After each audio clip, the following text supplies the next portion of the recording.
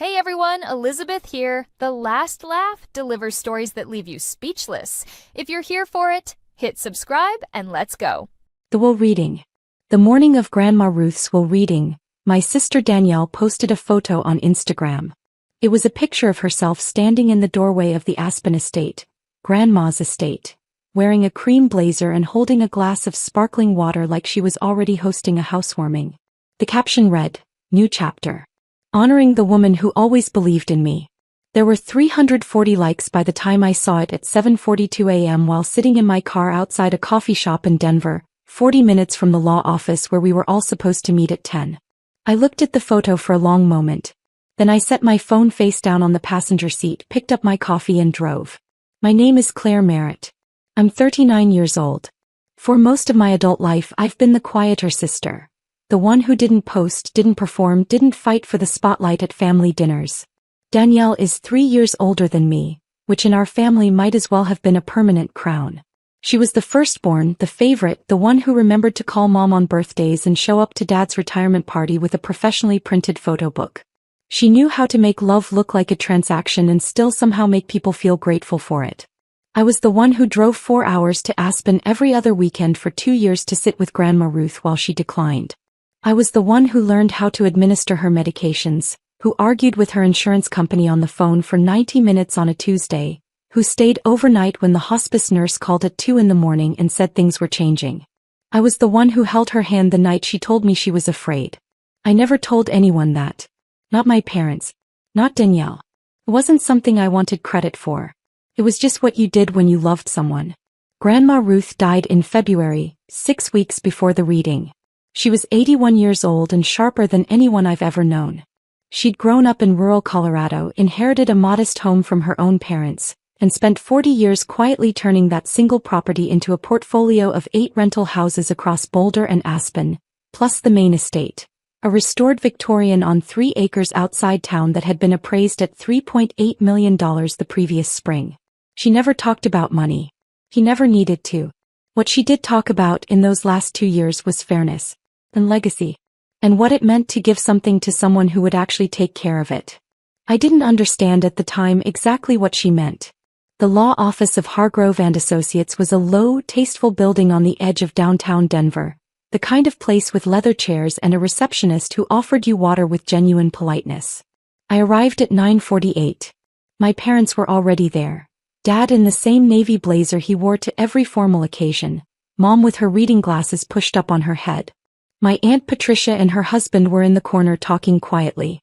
2 of my cousins sat near the window on their phones. Danielle arrived at 9:53.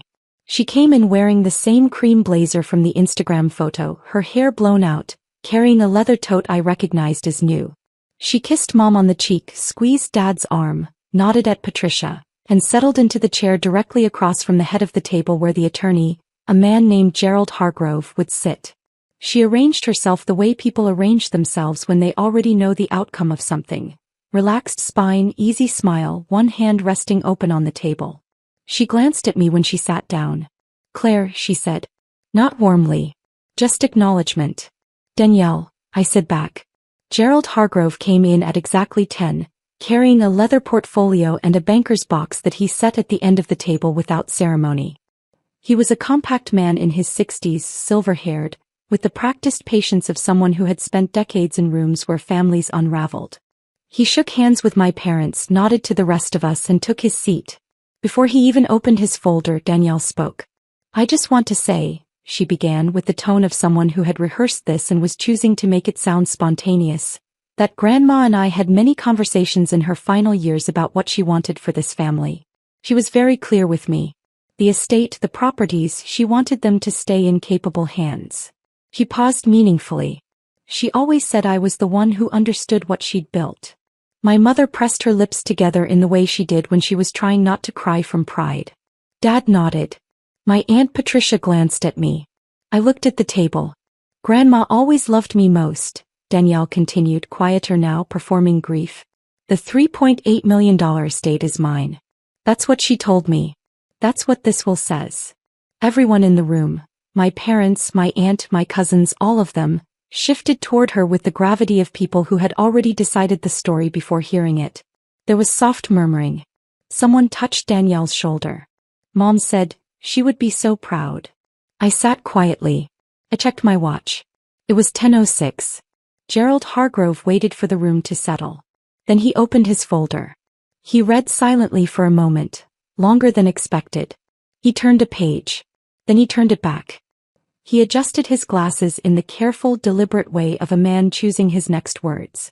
"Ms. Harmon," he said, looking at Danielle, "the primary will does name you as the intended beneficiary for the Aspen estate and the associated Boulder rental properties." He paused. "However, there is a second document in this file." Danielle smiled tolerantly. "I'm sure it's just supporting paperwork." "It's not," Gerald said. "It's a revocable trust conversion filed with Pitkin County in March of 2020. It supersedes the original will with respect to all real property." He picked up the document and laid it on the table, sliding it toward the center. Under this instrument, all 8 rental properties and the Aspen estate were transferred into an irrevocable trust with a single named beneficiary. The room was quiet in the particular way that rooms go quiet when something irreversible has just entered the air. Danielle's smile thinned. "That's impossible. I would have known." "The trust was filed quietly," Gerald said, "as was Ruth Merritt's right as the sole owner." "Who's the beneficiary?" Dad asked. Gerald looked across the table. Directly at me. Dad froze. His hand, which had been resting flat on the table, didn't move. It was as though the message from his brain to his fingers simply stopped traveling. His face didn't collapse, it suspended. Like a man who had looked out a window expecting the same street he'd always seen and found a completely different city. Mom turned to me slowly. Danielle did not turn slowly. She turned fast, the way you turn when something hits you from a direction you weren't watching. "What?" she said. It wasn't a question. It was a word that had run out of road. I folded my hands on the table. I said, "Grandma called me in February of 2020. She asked me to come to Aspen for a weekend. I thought it was just a visit." I paused. "It wasn't just a visit. I need to take you back. Not to February 2020, not yet. I need to take you back further because the story of how I came to be sitting in that room with a trust document bearing my name is not a short one, and it matters. When I was 26, I moved to Denver for a job with a commercial real estate firm. Nothing glamorous. I was an analyst, then an associate, then eventually a manager of property operations. I learned how title transfers worked. I learned how trusts functioned.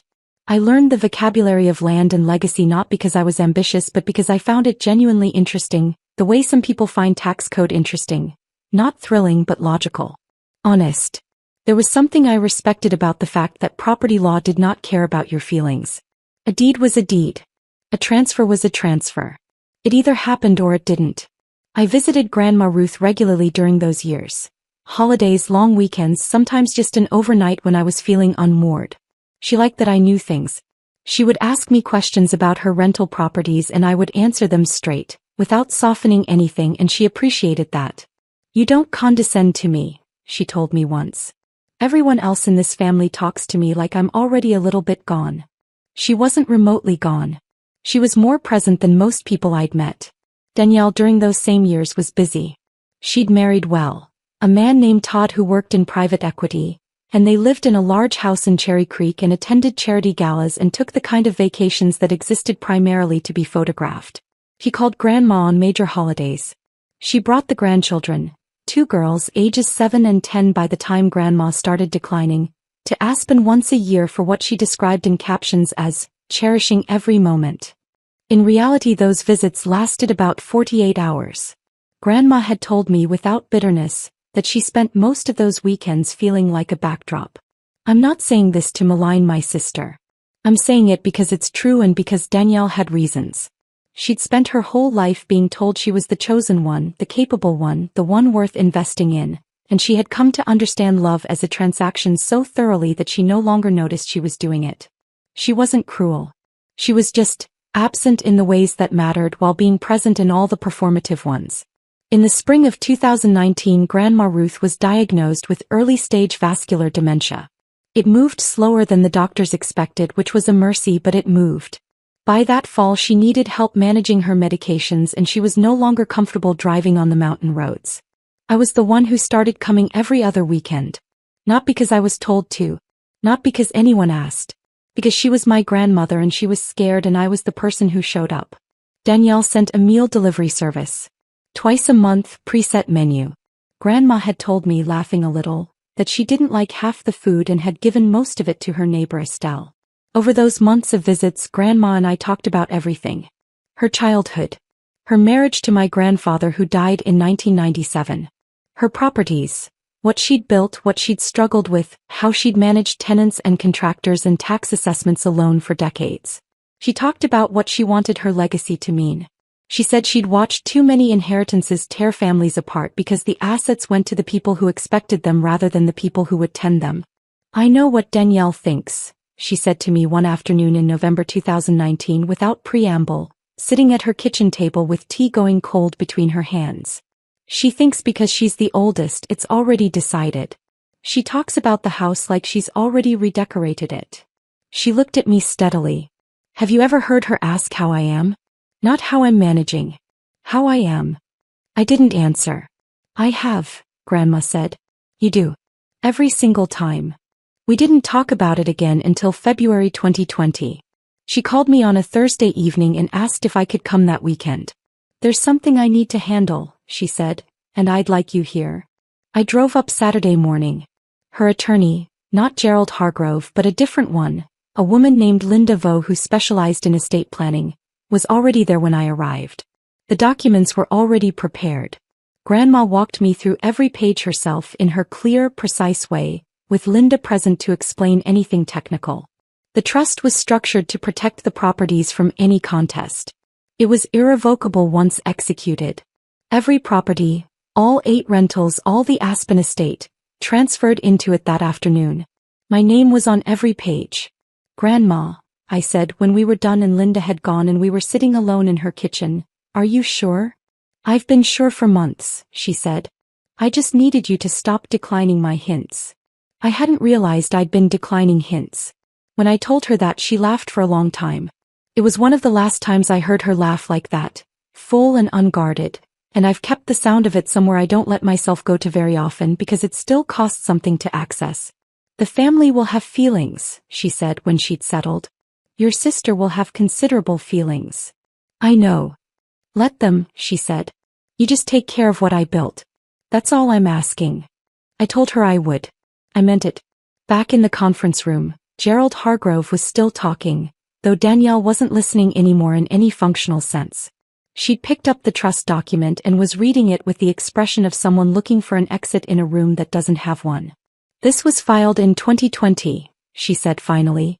Grandma had dementia in 2020. This can be contested on capacity grounds.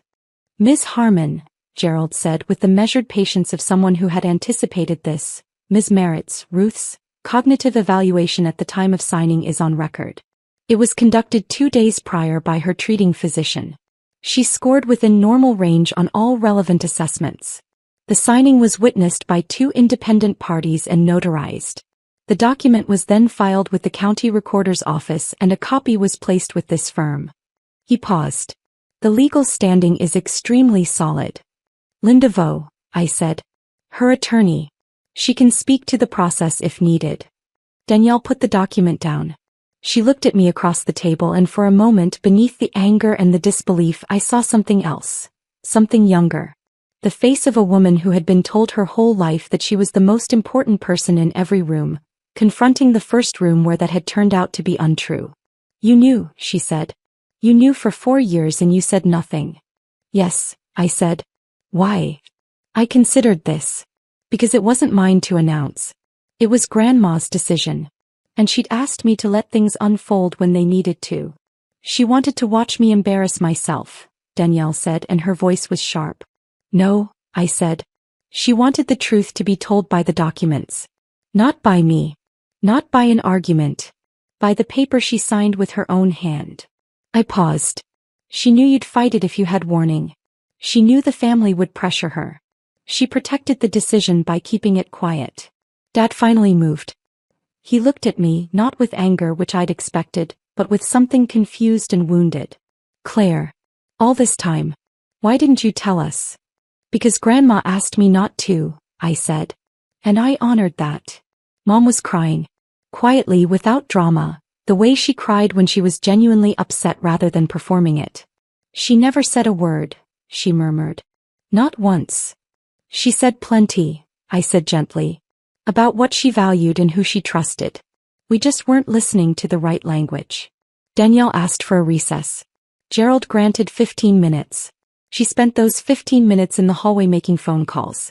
I could hear fragments through the glass. The name Todd, the phrase contested immediately, the word capacity repeated 3 times. I drank water and looked at the table and thought about the last conversation I'd had with Grandma Ruth, which had been 2 weeks before she died. She'd been in hospice by then. The house was quiet. I'd driven up on a Thursday and stayed through the weekend, and we'd mostly just kept each other company. Me reading in the chair by her bed, her sleeping in long stretches punctuated by hours of clear, easy conversation. She'd wanted to talk about the rentals. Specific things.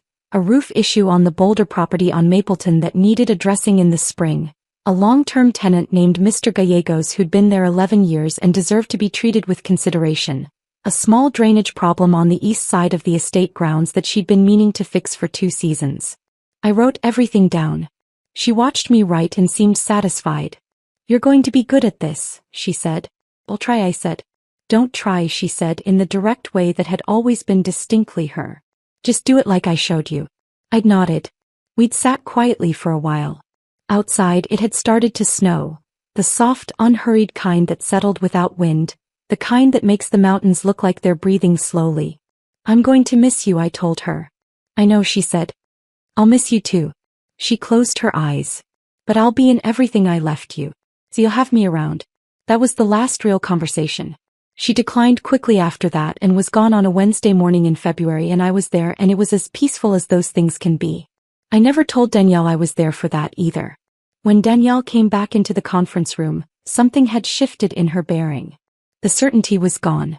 What replaced it was harder and colder. The posture of someone who has decided to fight not because they believe they'll win but because retreating feels worse. I'm retaining an estate litigation attorney, she said, sitting down. That's your right, Gerald said. The trust will be challenged on undue influence grounds as well as capacity, she said. Claire had ongoing access to Grandma Ruth during a vulnerable period. There's a clear argument that she manipulated. Danielle, I said. She stopped. I reached into my bag and placed a second folder on the table. I'd prepared this months ago. I'd hoped not to need it today. I'd hoped the trust document alone would be enough. That there would be grief and perhaps anger, but that Danielle would eventually see the futility of contesting a clean instrument. But I'd prepared it anyway because Grandma had taught me that preparation was just another word for respect. This is a record of every visit I made to Grandma between October 2018 and February 2024, I said. Dates, duration, purpose. There's a corresponding set of notes she kept herself. She gave me a copy in 2021, describing our conversations. None of them are about the trust. Most of them are about property management, her memories, her health. Also in that folder, every phone call Danielle made to Grandma over the same 5-year period, pulled from Grandma's phone records. Date and duration. Danielle's jaw tightened. She didn't reach for the folder. There are a total of 43 calls, I said. Averaging 4 minutes each. The majority are on Christmas, Easter, Mother's Day, and Grandma's birthday. There are no calls in the month following her dementia diagnosis. Kept my voice even. I'm not presenting this to shame you. I'm presenting it because if you pursue a litigation strategy built on the claim that I had undue influence over an isolated elderly woman, I need you to understand what the evidentiary record looks like. The room was completely still. My Aunt Patricia had her hand over her mouth. Dad was staring at the table. Mom had stopped crying and was now looking at Danielle with an expression I couldn't fully read. Not accusation, not quite. Something more complicated. The look of a parent beginning to do math they'd been avoiding for years. There's one more thing in that folder, I said. Gerald, would you like to address it or should I? Gerald cleared his throat. Perhaps you should. I opened the folder to the last section. Between January 2020 and November 2023, the rental properties generated a total of $684,000 in gross rental income. Under the terms of the trust, that income was to accrue to the trust account managed by the trustee, Linda Vo's firm, until the trust was activated upon Grandma's death. I paused. A forensic accounting review of the property management records. The properties were being informally managed by a company Danielle hired in 2019 without Grandma's documented authorization. Identified $287,400 in rental deposits that were collected but not remitted to the trust account. Danielle stood up. That is a lie. The deposits are documented, I said. Tenant payment records, bank routing confirmations, the management company's own internal invoices. The discrepancy was identified by the forensic accountant whose report is in that folder. The matter has been referred to the Colorado Attorney General's office. I closed the folder. That referral happened 10 days ago. The silence that followed was not the silence of shock. It was the silence of comprehension, the specific heavy quiet of people in a room understanding simultaneously that the shape of a story they thought they knew has just changed entirely and irrevocably. Danielle sat down slowly. Her husband Todd I knew was not in this room. He was in New York for work. I wondered not for the first time that morning how much he knew. I suspected less than he thought, which was already less than he should have. The properties are mine, I said not loudly. Legally, clearly, and by Grandma's explicit choice. I intend to manage them as she asked me to. Mr. Gallegos stays. The Mapleton roof gets repaired this spring. The east drainage issue gets handled before the summer rains. I looked at Danielle. I don't want to destroy you. That was never the point. But I need you to hear me clearly. This is not something I will be negotiated out of or litigated away from. The document is clean. The record is clean. What isn't clean is what happened to that rental income. Danielle looked at me across the table. Her face had gone to a place I recognized. Not the face she showed at galas or at Thanksgiving or on Instagram. The face she'd worn as a child when something she'd been certain of turned out to be wrong. She'd always hated that face. She'd always tried to cover it fast. She didn't cover it fast enough this morning. She really chose you, she said, and it was almost a question. She chose what she built, I said. I was just the one she trusted to hold it. The meeting ended without resolution and without ceremony. Gerald walked us through the formal next steps. The trust activation, the title transfers, the timeline. He was professional and precise, and when everyone filed out he caught my eye briefly and gave me the small contained nod of a man who had seen many of these rooms and recognized when one had gone as well as it possibly could. My parents left without speaking to me directly. Dad paused at the door and looked back once, and I couldn't tell what was in his face. Sorrow, maybe, or the particular bewilderment of a parent who realizes their child kept an enormous secret not from hostility but from something quieter and more complete than anything they'd taught her. Mom didn't look back. I understood that. She needed time to reorganize herself, and she'd always done that privately. Danielle left without a word. Her heels on the marble floor were the last sound she made in that room. My Aunt Patricia stopped beside me in the hallway. She was my father's older sister, practical and plain-spoken, and she'd said almost nothing during the meeting. She put her hand on my arm briefly. Your grandmother, she said, was a smart woman. She was, I said. Patricia nodded once, then walked toward the elevator. I stood alone in the hallway for a moment, listening to the building settle around me. Danielle did retain an estate litigation attorney. He sent a letter to Linda Vaux's firm 3 weeks later outlining the grounds for contest. Linda responded with a 40-page brief that addressed every point with the thoroughness of someone who had anticipated every point, which she had because Grandma had spent months with her making sure the document was contestation-proof. The litigation attorney did not file. Danielle's own attorney, I later learned, had advised her in private that the case was not viable and that proceeding would accelerate rather than resolve the criminal referral matter. The $287,400 investigation proceeded. I'm not going to detail that here because it's still ongoing and it involves parties beyond my sister. What I'll say is that the forensic accountant's report was thorough, and the Attorney General's office treated it seriously. Todd filed for divorce in May. Whether that was related to the investigation or to other things that emerged during it, I genuinely don't know. I didn't ask. The Mapleton roof was repaired in April as I'd promised Grandma it would be. Mr. Gallegos sent me a card when the new lease was signed. A simple one, blue border, brief note inside saying he appreciated the stability. I put it on my refrigerator. I still have it. The estate itself, the Victorian on 3 acres outside Aspen, I haven't decided what to do with yet. I've been going up on weekends, staying in Grandma's bedroom with the window that looks over the east grounds where the drainage fix is still in progress. I make coffee in her kitchen with the same machine she used. I sit at her table. Sometimes I bring a book. Sometimes I just sit. There are moments in those mornings when the light comes in at the angle it did when she was alive and the house feels inhabited in a way I can't entirely explain. Like something essential is still present in the walls, in the grain of the floor, in the way the back door has always stuck a little in humidity and you have to lift it slightly before the latch releases. Grandma told me she'd be in everything she left me. She wasn't wrong about that. My mother called 6 weeks after the will reading. It was a Sunday evening in April, overcast, the kind of day that makes Denver feel temporary.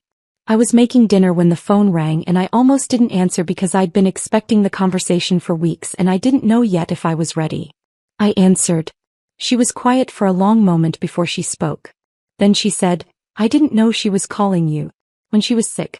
I didn't know you were going every other weekend." "I know," I said. "Danielle told us she had it handled." "I know that too," I said. Another silence. Then, "Claire, I'm sorry. I don't know how long it's going to take me to say that properly. But I wanted to start." I stopped what I was doing at the stove. I stood still for a moment holding the phone. "That's enough for now," I told her. "That's a good place to start." We talked for 40 minutes. Not about the estate, not about Danielle, not about what came next. We talked about Grandma Ruth, stories my mother had, things she remembered that I'd never heard. A summer in the 1970s when Grandma had driven alone from Colorado to the coast and back, just to see the Pacific. The way she'd been with my grandfather in the years before I was born. Exacting and tender in equal parts. Demanding of the people she loved because she believed demanding was a form of respect. She used to say, my mother told me, "Love people for who they are but trust people for what they do." I stood at my kitchen window and looked out at the overcast city and thought about that. About the years of visits and the cold medication schedules and the hospice nights and the document signed on a Saturday afternoon in March with snow on the mountains outside. About what it meant to be trusted. "Yeah," I said. "That sounds right." I want to say something directly for anyone who might be in a version of this story. The quieter one, the one who shows up without being asked, the one who does the real work without performing it, the one who gets dismissed at the table while someone louder arranges their blazer and claims the room. I didn't do what I did to earn something. I didn't drive to Aspen every other weekend thinking about deed transfers. I did it because she was my grandmother and she needed someone there and I was the one who could be. What Grandma Ruth did, the trust, the documents, the quiet protection of her own decision, that was her gift. Not just the properties, the recognition, the evidence in paper and ink that she had seen me. That the years of small, unwitnessed actions had been witnessed after all. By the person who mattered most. There's grief in this story that I haven't talked about, because it doesn't fit neatly into the timeline. I miss her. Not the grandma of the last months, though I carry that too. I miss the grandma who made terrible tea and had opinions about contractors and laughed at her own jokes before she finished them. The one who had been living her own full life long before any of us arrived in it. The estate is mine now.